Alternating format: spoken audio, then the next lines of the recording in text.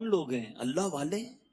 تو نبی پاک فرماتے ہیں قرآن پڑھنے والے کہ یہی لوگ اللہ والے اور خواص میں شامل ہیں، خاص لوگوں میں شامل ہیں، اللہ والے ہیں جو قرآن پڑھنے والے ہیں۔ اب سوچو کہ ہم قرآن کتنا پڑھتے ہیں۔ اب چند صورتوں کی فضیلت بھی سن لو۔ بندہ کہ یار پورا قرآن پڑھنے میں تو ٹائم لگے گا، پورا ہی پڑھنا ہے، لیکن جب جب موقع ملے تو میں کچھ آپ کو خاص صورتیں بتا دیتا ہوں جس کی برکتیں سنتے جاؤ۔ پیارے آقا علیہ الصلوۃ والسلام فرماتے ہیں اپنے گھروں کو قبرستان مت بناؤ، بے شک جس گھر میں سورہ بقرہ پڑھی جاتی ہے شیطان اس گھر سے بھاگ جاتا ہے۔ جب جب موقع 2.5 پارے ہیں، 2.25 پارے ہیں، اگر صحیح پڑھنا ہے تو 1 گھنٹے میں ہو جاتی ہے سورہ بقرہ، 1 گھنٹہ نہیں ہے۔ شیطان بھاگ جائے، برکتیں آ جائیں گی نا۔ جس گھر میں شیطان ہوگا کدھر سے برکتیں آنی ہیں؟ تو سورہ بقرہ اپنے گھر میں پڑھیں، جب جب مہینے میں 1 بار پڑھ لیں۔ روز کا آدھا پارہ پڑھیں تو 4 دن میں 5 دن میں سورہ بقرہ ختم ہو جائے گی۔ پڑھنے والے تو بنے نا۔ سنیے سورہ کہف کی کیا فضیلت ہے۔ پیارے آقا علیہ الصلوۃ والسلام فرماتے ہیں جو سورہ کہف کی پہلی 10 آیتیں یاد کر لے دجال سے محفوظ رہے گا۔ صرف 10 آیتیں۔ ایک اور جگہ نبی پاک نے فرمایا جو سورہ کہف کی آخری 10 آیتیں یاد کر لے دجال سے محفوظ رہے گا۔ اور سبحان اللہ، اب جمعے کے دن سورہ کہف پڑھیں، اس کی الگ فضیلت ہے۔ سورہ یاسین کثرت سے پڑھا کریں۔ پیارے آقا فرماتے ہیں بے شک ہر چیز کا دل ہے اور قرآن کا دل سورہ یاسین ہے۔ جو 1 مرتبہ سورہ یاسین پڑھے گا اس کے لیے 10 مرتبہ قرآن پڑھنے کا ثواب لکھا جائے گا۔ اللہ کی رحمت تو دیکھو، سورہ یاسین 10 منٹ میں پوری ہو جاتی ہے، 10 قرآن کا ثواب۔ ہم سے گھنٹوں ٹی وی دکھوا لو، ہم سے گھنٹوں فون پہ بات کروا لو، 10 منٹ سورہ یاسین کے لیے ٹائم نہیں نکلتا۔ کتنی دوری ہے قرآن سے، سوچئے۔ سورہ دخان یہ بھی تقریباً 3 صفوں کی صورت ہے، بہت جلدی پوری ہو جاتی ہے۔ فضیلت سنو، پیارے آقا علیہ الصلوۃ والسلام نے فرمایا، ترمذی کی حدیث، جو کسی رات میں سورہ دخان پڑھے گا تو صبح ہونے تک 70,000 فرشتے اس کے لیے دعائیں مغفرت کرتے رہیں گے۔ ہم ایک امام صاحب سے دعا کرا کے بڑے خوش ہوتے ہیں، یار فلاں مولانا صاحب آئے تھے، میں نے ان سے دعا کرائی، بڑی اچھی بات ہے، بزرگوں سے کرانی چاہیے۔ مگر اس بندے کی خوش قسمتی کے کیا کہنے کہ 70,000 فرشتے ساری رات اس کے لیے دعا کر رہے ہیں۔ پڑھ لیجئے سورہ دخان، کتنی دیر لگتی ہے سورہ دخان پڑھنے میں؟ سبحان اللہ۔ سورہ ملک یہ مدنی انعام بھی ہے، روزانہ رات کو جو سورہ ملک پڑھتے ہیں انہیں مبارک ہو۔ دعوت اسلامی کے مدرسۃ المدینہ بالغان میں بھی پڑھ کر سنائی جاتی ہے۔ نبی پاک علیہ الصلوۃ والسلام نے فرمایا بے شک قرآن میں 30 آیتوں پر مشتمل ایک سورت ہے جو اپنے قاری کے لیے شفاعت کرتی رہے گی یہاں تک کہ اس کی مغفرت کر دی جائے گی۔ یہ تبارک الذی بیدہ الملک ہے، 30 آیتوں والی سورت ہے، چند منٹ لگتے ہیں۔ اے میرے میٹھے اسلامی بھائیوں، میں نے مختصر وقت میں آپ کو کچھ قرآن پاک کے فضائل بیان کیے ہیں، کچھ اہمیت اجاگر کرنے کی کوشش کی ہے۔ سورہ اخلاص کتنی مختصر سورت ہے، اللہ کی رحمت دیکھو ہم پر کتنا برسنا چاہتی ہے۔ پیارے آقا علیہ الصلوۃ والسلام نے فرمایا، مسلم شریف کی حدیث ہے، آقا فرماتے تم میں سے کوئی شخص رات میں 1/3 قرآن کیوں نہیں پڑھتا، 1/3 قرآن کیوں نہیں پڑھتا؟ صحابہ کرام نے عرض کیا حضور کوئی شخص 1/3 قرآن، 1/3 قرآن رات میں کیسے پڑھ سکتا ہے؟ نبی پاک علیہ الصلوۃ والسلام نے فرمایا قل ھو اللہ احد 1/3 قرآن کے برابر ہے۔ گویا کوئی 3 بار سورہ اخلاص پڑھ لے پورے قرآن کا ثواب عطا۔ اور کمال کا وظیفہ ہے، مگر ہم غلطی یہ کرتے ہیں کہ ہم اتنے مبارک وظیفے کو کثرت سے نہیں پڑھتے۔ آج بہت خوبصورت ایک روایت سنانے جا رہا ہوں۔ نبی پاک علیہ الصلوۃ والسلام کے صحابہ، بعض صحابہ نے فرمایا کہ جس مجلس میں، جس محفل میں، جس اجتماع میں سرور کائنات صلی اللہ تعالی علیہ وسلم پر درود پاک پڑھا جاتا ہے، اس مجلس سے ایک نہایت پاکیزہ خوشبو مہکتی ہے۔ ہم نارملی خوشبو لگاتے وقت کیا پلان کرتے ہیں کہ ایسی خوشبو ہو کہ تھوڑا دور تک جائے۔ عطر والے کو کہتے ہیں نا یار ذرا لانگ لاسٹنگ دینا، ایسا عطر پرفیوم دینا جو دیر تک رہے اور دور تک مہکے۔ آؤ میں بتاتا ہوں درود پڑھنے والوں، جب تم درود پڑھتے ہو تو خوشبو کدھر تک جاتی ہے؟ صحابہ کہتے ہیں جب کسی مجلس میں کسی محفل میں درود پڑھا جاتا ہے تو اس درود کی مہک آسمانوں تک جاتی ہے، اور وہاں اللہ کے فرشتے اس خوشبو کو جب محسوس کرتے ہیں تو کہتے ہیں زمین پر کسی مجلس میں ہو نہ ہو کہیں آقا کے دیوانے جمع ہو کر نبی پاک پر درود و سلام کا نذرانہ پیش کر رہے ہیں۔ یعنی یہاں ہم درود پڑھیں، وہاں فرشتوں کو پتہ چل جاتا ہے کہ کہیں درود پڑھا جا رہا ہے جس کی یہ مہک ہے، اس کی یہ خوشبو ہے جو آسمانوں تک پہنچ رہی ہے۔ اللہ اکبر۔ نبی پاک علیہ الصلوۃ والسلام ایسے، ان کا ذکر اتنا مہکا، ان کی بات کرے تو خوشبو نکلے، تو خود نبی پاک علیہ الصلوۃ والسلام کی خوشبو کا عالم کیا ہوگا۔ میں بڑے بڑے حسین، بڑے اسپیشل لوگوں کی لوگ بات کرتے ہیں، لوگ کہتے ہیں بہت حسین ہے فلاں فلاں جناب، بڑا اس کو لوگ فالو کرتے ہیں، اس کے فینز ہیں، اس کے فالوورز ہیں۔ دنیا داروں کی جو محبت میں گرفتار ہیں، میں ایک سوال کرنا چاہتا ہوں، ساری دنیا میں کوئی کتنا ہی حسین کیوں نہ ہو، اس کے پسینے سے بدبو آتی ہے، ٹھیک ہے نا جناب؟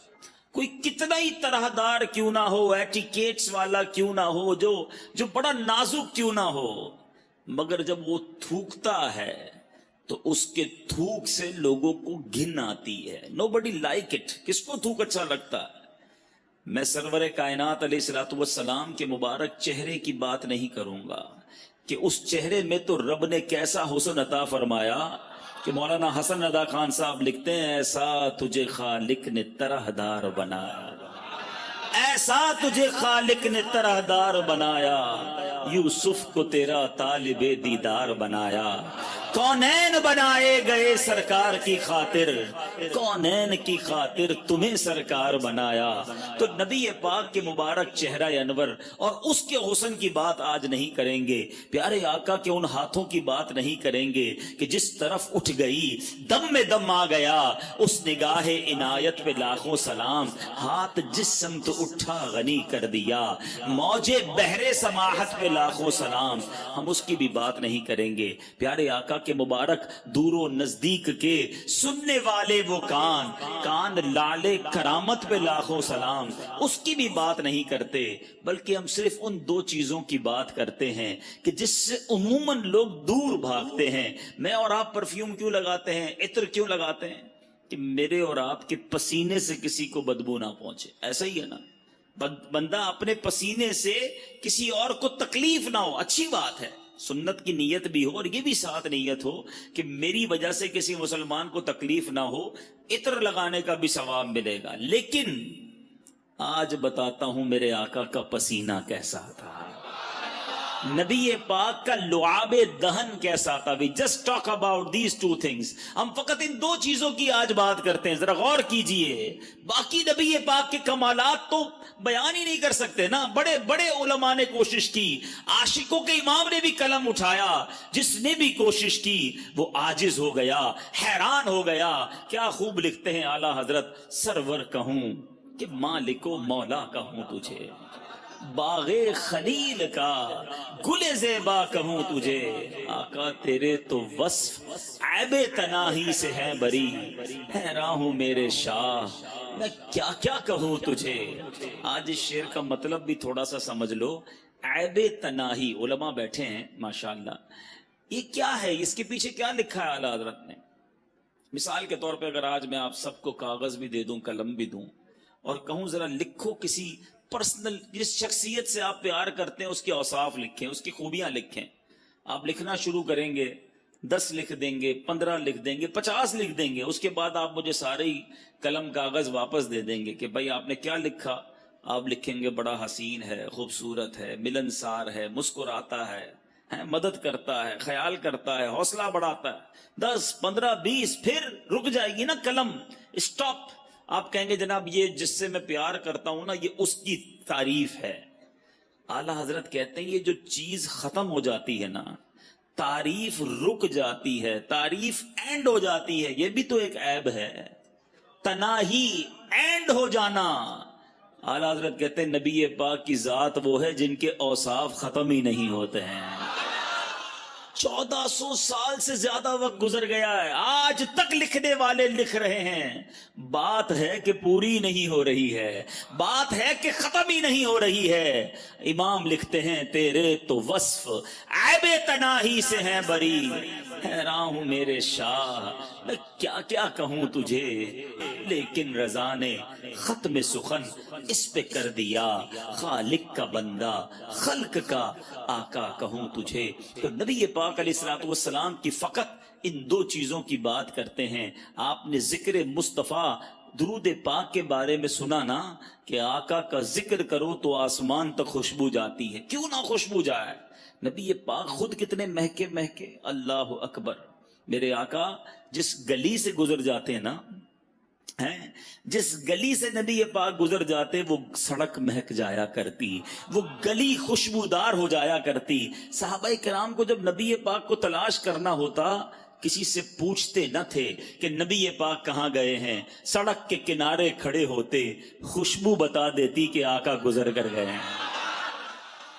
اور اسی بات کو بریلی کے تاجدار نے، امام عشق و محبت نے کیا خوبصورت انداز میں لکھا، فرماتے ہیں کیا مہکتے ہیں مہکنے والے، لگا لو خوشبوئیں جتنی لگانی ہے، مہکنے والوں سنو کیا مہکتے ہیں مہکنے والے، بو پہ چلتے ہیں بھٹکنے والے، امبر زمین۔ اعلیٰ حضرت کہتے ہیں بتاؤں نبی پاک جس سڑک سے جس گلی سے گزرتے وہ گلی پہچانی کیسی جاتی؟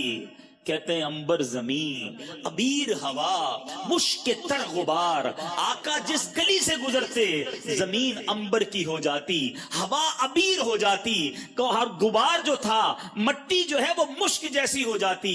امبر زمین، ابیر ہوا، مشک تر غبار، ادنا سی یہ شناخت تیری۔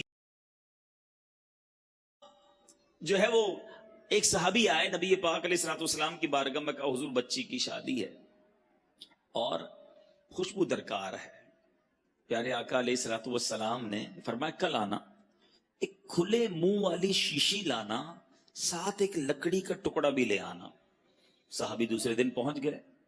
نبی پاک علیہ الصلوۃ والسلام نے انہی صحابی کے سامنے، دیکھو یہ عشق کا امتحان دیکھو، انہی صحابی کے سامنے اپنے مبارک ہاتھوں سے پسینہ نکالنا شروع کیا اور اس شیشی کے اندر بھرنا شروع کیا۔ مانگا عطر ہے اور دیا پسینہ جا رہا ہے، مگر صحابی کا بلیف دیکھو، یقین دیکھو۔ عرض نہیں کیا کہ حضور بچی کی شادی ہے، عطر چاہیے، آپ پسینہ دے رہے ہیں۔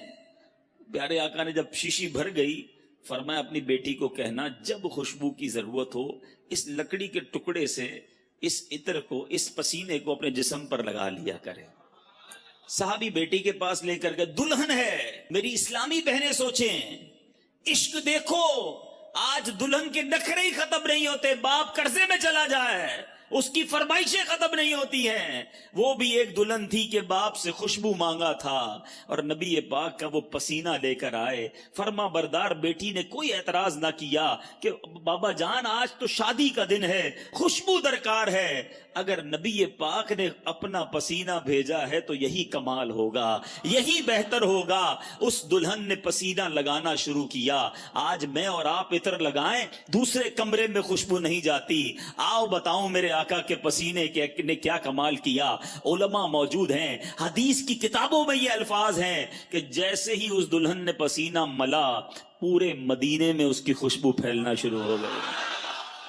وہ جو گھر ہے جس گھر میں وہ دلہن رہتی تھی، وہ صحابی رہتے تھے، محلے کے اندر بیت المطیبین، خوشبوؤں والے گھر کے نام سے مشہور ہو گیا۔ اللہ اکبر، میرے آقا کا ایسا معجزہ ہو، اعلیٰ حضرت کا قلم کیسے خاموش رہ سکتا ہے۔ عاشقوں کے امام لکھتے ہیں واللہ جو مل جائے میرے گل کا پسینہ، واللہ جو مل جائے میرے گل کا پسینہ، مانگے نہ کبھی عطر نہ پھر چاہے دلہن پھول۔ ارے آقا کا پسینہ مل جائے تو نہ دلہن کو پھول چاہیے نہ دلہن کو جناب عطر چاہیے۔ اب یہ تمام باتیں سنتے ہیں نا تو ایمان تازہ ہو جاتا ہے کہ کیا منظر ہوتا ہوگا۔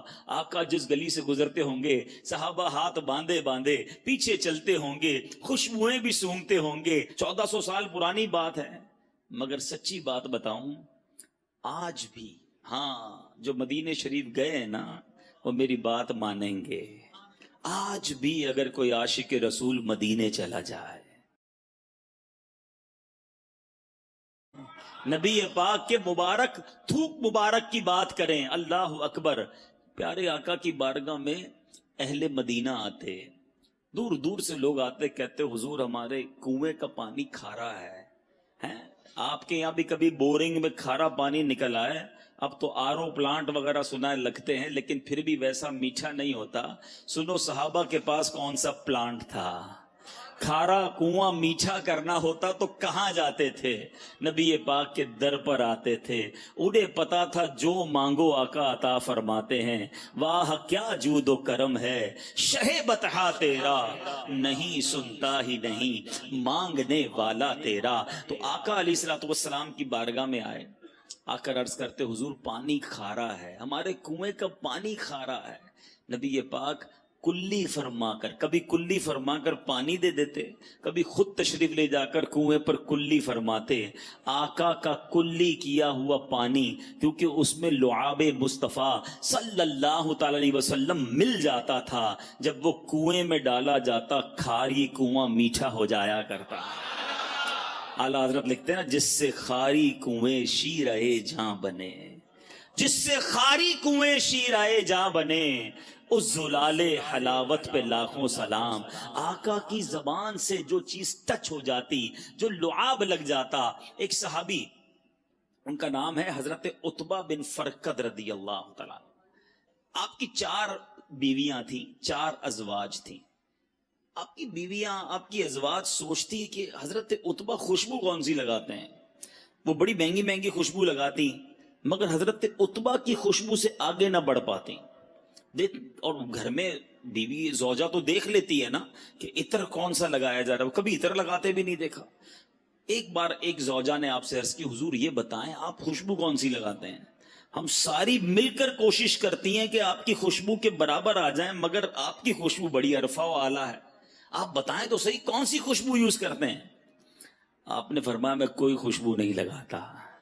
میرا واقعہ بڑا عجیب ہے. فرماتے ہیں کہ ایک بار میرے جسم پر آبلے پڑ گئے، اسکن ڈیزیز ہو گئی نا، جسم پر جلد کی بیماری ہو جاتی، آبلے پڑ گئے. صحابہ کا کمال یہ ہے، جتنی سیرت پڑھے نا آپ، صحابہ کرام کو جو پرابلم ہوتی تھی ڈاکٹر نہیں نظر آتا تھا، کسی جگہ ایمرجنسی وارڈ میں نہیں جاتے تھے، بلکہ حضرت قتادہ کی آنکھ نکل جاتی وہ بھی نبی پاک کے پاس ہی آتے. حضرت عتبہ بن فرقد کہتے ہیں میں پیارے آقا کے پاس چلا گیا کہ حضور جسم پر آبلے پڑ گئے. نبی پاک نے فرمایا کرتا اتارو. میں نے کرتا اتارا. آج اسکن پر، جلد پر کوئی بیماری لگے تو کریم لگائی جاتی ہے، آئنٹمنٹ لگائے جاتے ہیں، بڑے بڑے ڈاکٹر فارمولے لگاتے ہیں. نبی پاک نے حضرت عتبہ کا کرتا اتارنے کے بعد اپنا لعاب دہن نکالا، حضرت عتبہ کے جسم پر ملنا شروع کر دیا. اپنی زوجہ سے فرماتے ہیں وہ دن ہے، آج کا دن ہے، آبلے تو ختم ہو گئے، ہمیشہ میرا جسم بہکتا ہی رہتا ہے.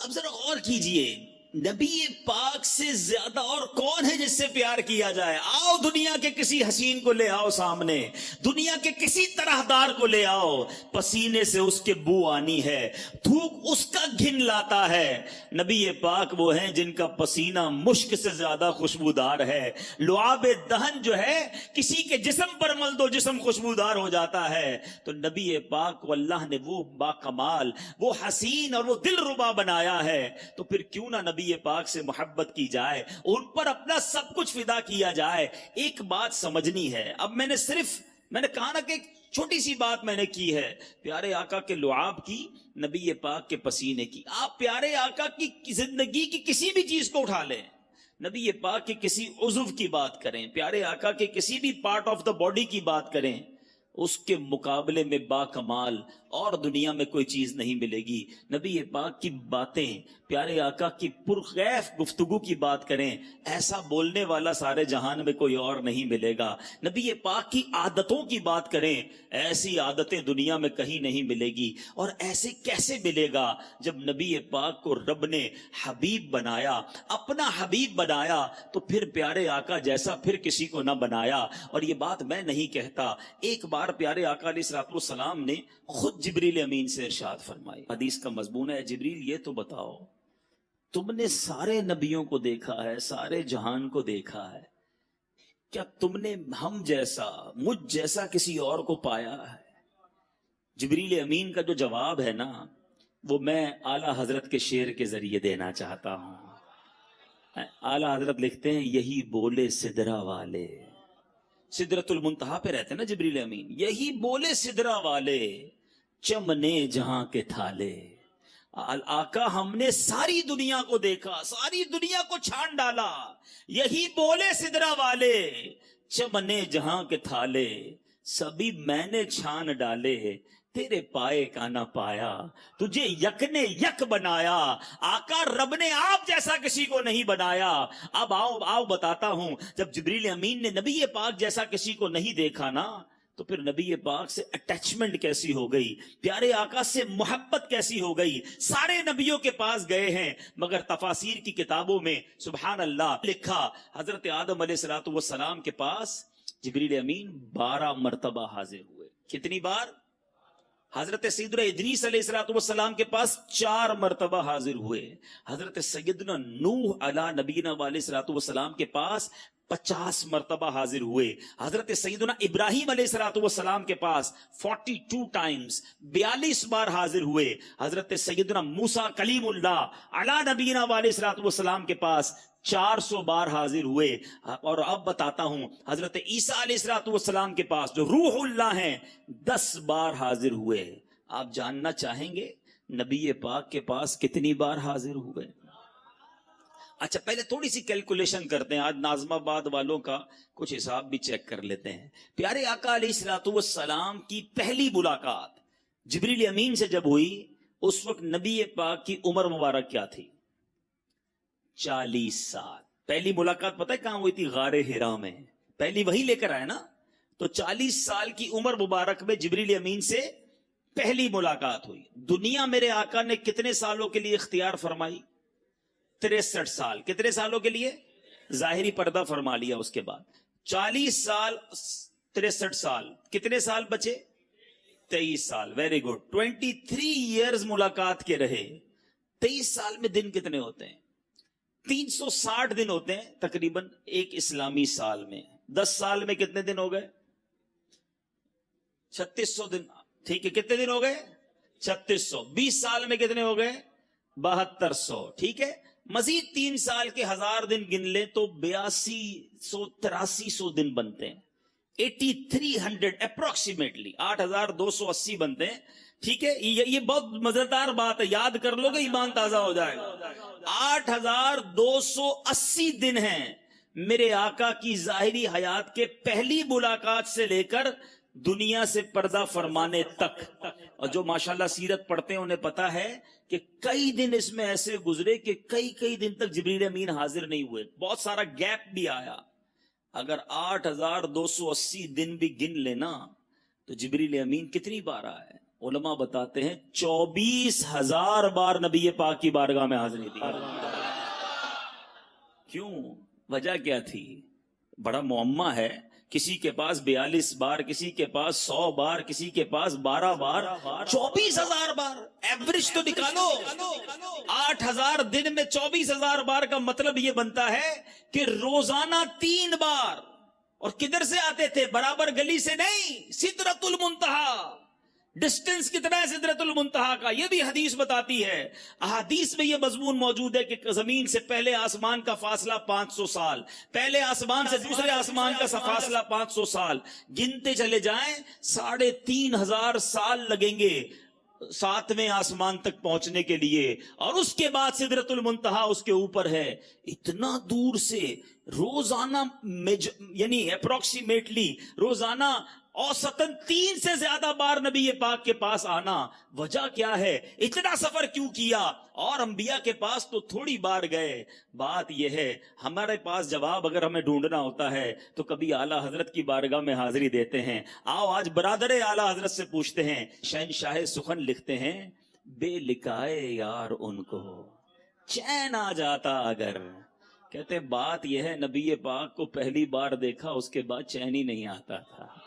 आका से मिले बगैर करार ही नहीं आता था। बेलिकाए यार उनको चैन आ जाता अगर, बार बार आते न यूं जिब्रील सिदरा छोड़कर, सिदरतुल मुंतहा छोड़कर बार बार इसलिए आना है कि नबी पाक का जलवा देखना है। क्यों कि ऐसे यही बोले सिदरा वाले, चमने जहां के थाले सभी मैंने छान डाले, आका तेरे पाए का न पाया, तुझे यक ने यक बनाया। नबी पाक के दीदार के बगैर उन्हें चैन ही ना आता था। तो ये मर्तबा है नबी पाक अलैहिस्सलातु वस्सलाम का, ये मकाम है सरवरे कायनात अलैहिस्सलातु वस्सलाम का। एक छोटा सा इशारा देकर मजीद आगे चलता हूं। जिब्रील अमीन 3500 साल का डिस्टेंस रोज 3 बार कर ले, स्पीड कितनी होगी, रफ्तार कितनी थी कि पलक झपकते में आते, फिर जाते, फिर आ जाते। तो जब जिब्रील अमीन की रफ्तार का आलम यह है, तो जिब्रील के आका की रफ्तार का आलम क्या होगा? तो मेराज की शब अगर मेरे आका थोड़ी ही देर में सब सारा सफर करके तशरीफ ले आए तो कोई ताज्जुब की बात नहीं है, बल्कि उस वक्त तो कुंडी भी हिलती रही, बिस्तर भी गर्म था। उलमा बड़ा प्यारा इश्क भरा जवाब देते हैं कि जनाब इतना सारा सफर हुआ, अभी वापस आए तो बिस्तर गर्म है, कुंडी भी हिल रही है, सफर तो बहुत तवील था, ये कैसे हो गया? तो उलमा इश्क भरी जबान में जवाब देते हैं कि बात यह है कि आज दुनिया में भी आपकी मेरी घड़ी से सेल निकाल लें तो घड़ी रुक जाएगी ना, सेल डालें तो फिर चलना शुरू हो जाएगी। उलमा कहते हैं आका सारे जहान की जान है, जब जान ही चली गई थी तो जहान रुक गया था। नबी ये पाक तशरीफ लाए, दुनिया फिर चलना शुरू हो गई। वो जो न थे तो कुछ न था, वो जो न हो तो कुछ न हो, जान है वो जहान की, जान है तो जहान है। तो ऐ मेरे मीठे इस्लामी भाइयों, सुभान अल्लाह, मेरे आका की तारीफ बयान हो। मुझसे पहले नाथुआ तारीफ कर रहे थे, वो नज़म में बयान कर रहे थे, मैं नसर में बयान कर रहा हूं। जितना सुने ईमान ताजा होता है। अल्लाह मुझे और आपको हमेशा प्यारे आका के गुण गाने वाला बनाए, नबी ये पाक के चर्चे बुलंद करते वाला बनाए, और ये जिंदगानी इसी में गुजर जाए। दमे वापसी तक तेरे गीत गाऊं, मोहम्मद मुबज्जल पुकारा करूं मैं, मेरा दीन और ईमान फरिश्ते जो पूछें, आका तुम्हारी ही जानिब इशारा कर। यानी सारे मौजज़ात के अलावा कुछ ऐसे मौजज़ात भी दिए जो आपसे पहले किसी और को अता ना किए। प्यारे आका ने चांद के 2 टुकड़े किए, नबी ये पाक ने सूरज को वापस पलटाया। ऐसे ऐसे मौजज़ात हैं कि आज भी सुने तो ईमान ताज़ा हो जाता है। मगर उलमा बहुत खूबसूरत बात लिखते हैं, फरमाते हैं जो नबी ये पाक का मर्तबा है ना, उस मर्तबे के मुताबिक प्यारे आका अलैहिस्सलातु वस्सलाम के स्टेटस के मुताबिक 2 ही मौजज़ात हैं, बाकी तो नॉर्मल सी बात है। ये चांद के 2 टुकड़े करना, सूरज पलटाना, ये नबी पाक का जो मर्तबा है ना रब की बारगाह में, उनके लिए नॉर्मल है।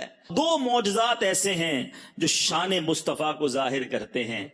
एक मौजज़ा है मेराज की शब, नबी पाक जो रब के दीदार को तशरीफ ले गए। सारी कायनात में किसी ने रब को नहीं देखा। ये छोटी बात नहीं है, जरा समझने की कोशिश करें। हजरत मूसा कलीमुल्लाह है, अल्लाह से कई बार कलाम किया। एक बार अर्ज की मौला मैं तुझे देखना चाहता हूं, दीदार करना चाहता हूं। इरशाद हुआ लन तरानी, ए मूसा तुम मुझे न देख सकोगे। फिर अर्ज की, कोहे तूर पर रब अज़्ज़ वजल ने अपनी तजल्ली का नुज़ूल फरमाया, दीदार नहीं करवाया, तजल्ली का नुज़ूल हुआ। उस तजल्ली, उस नूर की जो तजल्ली थी, उसकी ताब न ला सके, हजरत मूसा बेहोश हो गए। यहां इल्तिजा थी, या अल्लाह देखना है, वहां से मना हुआ लन तरानी। फर्क देखिएगा, ये कलीमुल्लाह है। अब आओ हबीबुल्लाह की बात करते हैं। 27ویں رجب ہے. آقا تو ام ہانی رضی اللہ تعالی عنہا کے گھر سو رہے تھے, آرام فرما رہے تھے.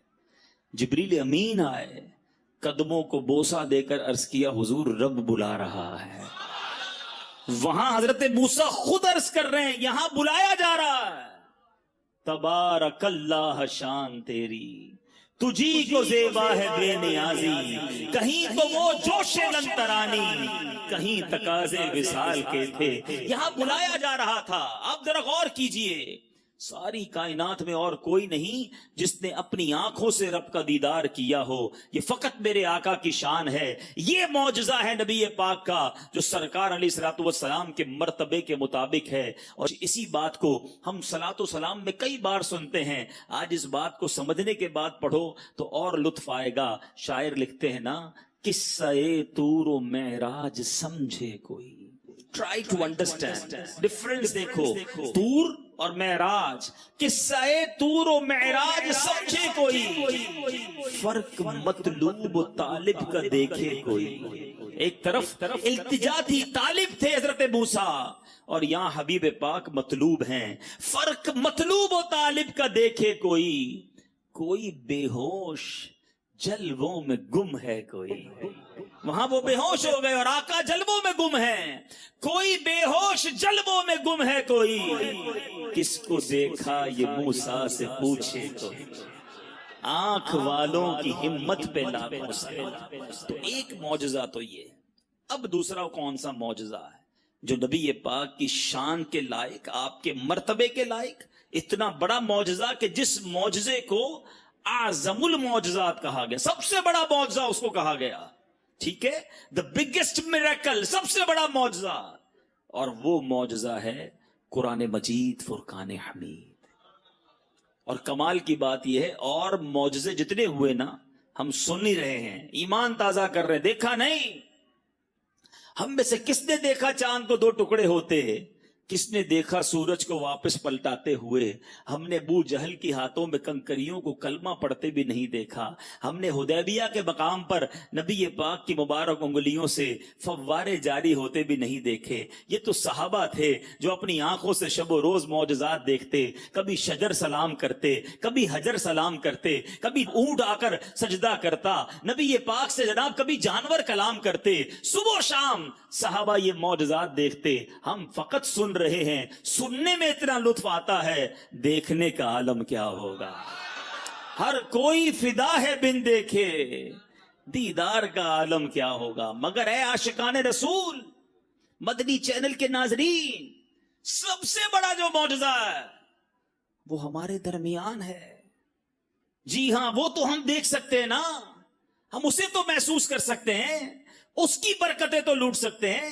قرآن کا اعجاز دیکھو, آج بھی 1400 سال سے زیادہ عرصہ گزر گیا ہے, زبر زیر پیش کا فرق نہیں آ سکتا.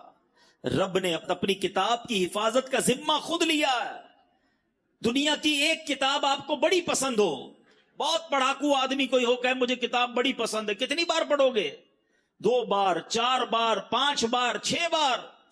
پھر آپ کہو گے یار بہت پڑھ لیا, بور ہو گیا, لائبریری میں رکھ دو.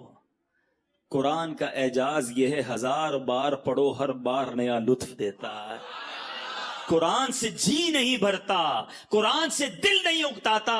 ارے بندے کو عربی نہ آئے, صحیح قرآن پڑھنے والا مل جائے, قاری پڑھتا رہے, بندہ رونا شروع کر دیتا. یہ وہ چاشنی ہے, یہ وہ نور ہے, یہ وہ رکت ہے جو قرآن اپنا اعجاز آج بھی دکھاتا ہے. یہ پیارے آقا کا معجزہ آج بھی میں اور آپ اپنی آنکھوں سے دیکھ سکتے ہیں. 5-6 سال کا بچہ ہوتا ہے, اپنے گھر کی زبان سیدھی بولنا نہیں آتی, مگر پورا قرآن اسے زبانی یاد ہو جاتا ہے. یہ قرآن کا کمال نہیں تو کیا ہے, ہمارے سامنے ہے. اور کتنے فضائل ہیں قرآن کے, کتنی حدیثیں ہیں قرآن کی جناب فضائل کے اندر, مگر آج ہمارے پاس قرآن پڑھنے کا ٹائم نہیں ہے. اے میلاد منانے والوں, نبی پاک سے محبت کرنے والوں, مجھے بتائیے کہ پیارے آقا کا یہ معجزہ, یہ رب کا کلام ہمارے درمیان ہے, مگر ہم میں سے کون قرآن پڑھتا ہے؟ اور قرآن اگر پڑھے نا اور اس کو سمجھے بھی, اللہ اکبر. ایسے ایسے واقعات ہیں, ایسی ایسی اس کی سبحان اللہ آیتیں ہیں. اگر انڈرسٹینڈ کرنا شروع کریں تو بندے کا ایمان تازہ ہو جاتا ہے کہ رب نے کیا کیا ہمارے لیے ارشادات فرمائے ہیں. مگر آج صبح اٹھ کے نیوز پیپر پڑھنے کا ٹائم ہے, رات سوتے ہوئے خبریں دیکھنے کا ٹائم ہے, موبائل فون کے سارے میسج پڑھیں گے, جتنے واٹس ایپ ہیں سارے چیک کریں گے, مگر پورے دن میں قرآن نہیں پڑھیں گے. بتائیے یہ کیسی نبی پاک سے محبت ہے. قرآن سے دور رہ کر زندگی اچھی نہیں. میں آپ کو انشاءاللہ اب حدیثیں سناؤں گا کہ جس نبی علیہ الصلوۃ والسلام کا میلاد منانے جمع ہوئے ہیں, ارے میلادی جو ہے وہ قاری بھی ہونا چاہیے, اس کو قرآن بھی صحیح پڑھنا آنا چاہیے, اور قرآن سے اس کی پکی دوستی بھی ہونی چاہیے. کہ جس نبی کا میلاد بنایا میرے آقا پر قرآن نازل ہوا, ان کے سینہ اطہر کو اللہ نے ایسی طاقت دی, کیونکہ قرآن خود فرماتا ہے ہم قرآن کو کسی پہاڑ پر اتارتے خوف الہی سے وہ ریزہ ریزہ ہو جاتا. اللہ تبارک و تعالی نے قلب مصطفیٰ کو یہ طاقت عطا فرمائی کہ ان کے سینے پر قرآن نازل ہوا. جس نبی سے تمہیں محبت ہے انہوں نے یہ تحفہ ہمیں دیا ہے. اے اللہ میں حاضر ہوں, تیرا بندہ ہوں, تو نے پیدا کیا, تو نے رزق دیا, تو نے ہمیں صحت دی, تو نے سب کچھ دیا, ایمان کی دولت تو نے دی. اے اللہ میں تیرا بندہ بن کر رہوں گا, میں تیری اطاعت کروں گا, تجھے ناراض کرنے والے کاموں سے بچوں گا. مگر آج حال یہ ہے میرے پیارے اسلامی بھائی, اب میں جو جملہ کہنے جا رہا ہوں نا وہ بڑا سخت ہے. آج حال یہ ہے کہ آج اللہ کو لبیک لوگ نہیں کہہ رہے, ایسا لگتا ہے شیطان کو لبیک کہہ رہے. زبان سے نہیں کہتے, مگر سچ بتاؤ مانتے کس کی ہیں؟ صبح ہوئی, رب کا حکم تو فجر پڑھنا تھا نا, تمہاری فجر قضا ہوئی, تم نے اللہ کی بارگاہ میں لبیک کہی, شیطان کی پاس کہی لبیک. ظہر ہوئی, تمہاری ظہر قضا ہوئی, تم نے کس کو لبیک کہا؟ رحمان کو یا شیطان کو؟ تمہاری مغرب قضا ہو جاتی ہے, عشاء قضا ہو جاتی ہے, جھوٹ بولتے ہو, حرام کماتے ہو, حرام دیکھتے ہو. سوچو جو گناہ کرنے والا یہ کس کو لبیک کہہ رہا ہے؟ افسوس یہ ہے کہ اگر پورے دن میں ہم اپنے اعمال لکھیں نا تو ایسا لگتا ہے دن میں کئی بار شیطان کو لبیک کہہ رہے ہیں, اللہ کو لبیک نہیں کہہ رہے.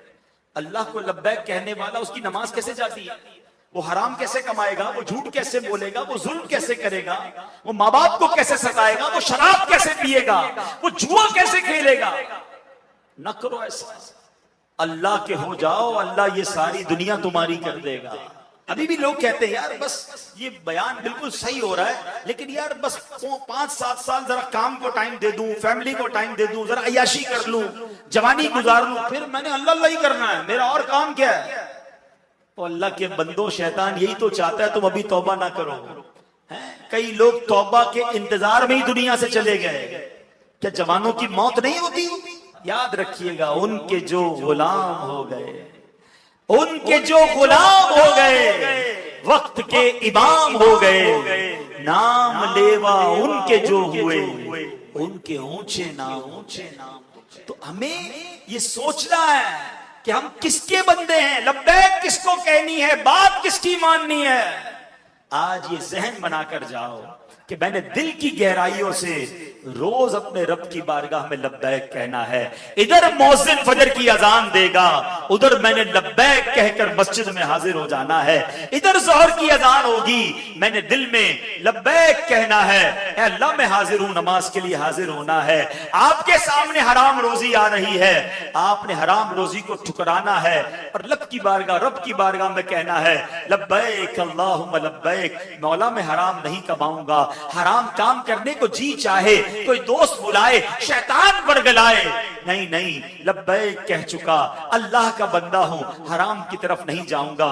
ذکر کیجئے, درود پڑھیے اور زندگی سنتوں کے مطابق گزاریے.